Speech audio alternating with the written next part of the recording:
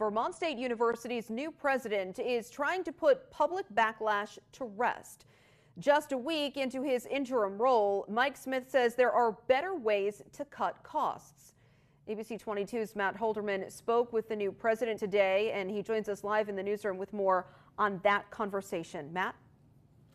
Yeah, Lauren, that's right. Well, Smith told me that he's looking at the best money-saving options right now to meet the requirement put in place by the Vermont legislature, but he just doesn't have all the answers yet, only a few days into his new role. Regardless, he says cutting libraries and sports programs is not the answer, marking a big win for the students and faculty members who've been making that argument for months. There's a lot of work that needs to be done between now and July 1st.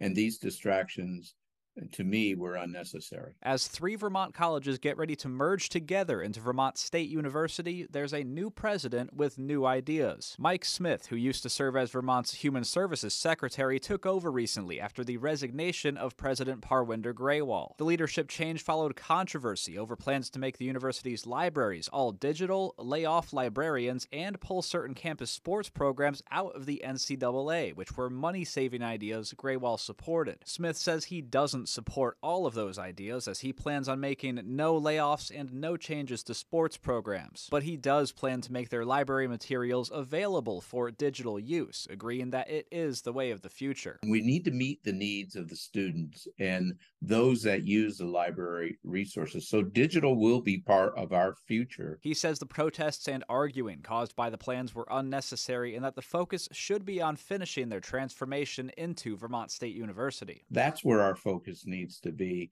and not internal infighting in terms of where we are and what we're doing. Some faculty members say they're in support of Smith's ideas and that the ideas will help retain and attract students. Some of the students who are thinking of leaving are now staying, so that's good. Most of those are the athletes that were involved. However, they still have concerns about what the next cost-cutting ideas might be, saying the digital libraries plan caused far too many problems. It's a pity that President Graywall was the casualty of all that. They hired him to do what he did, and then they fired him for it.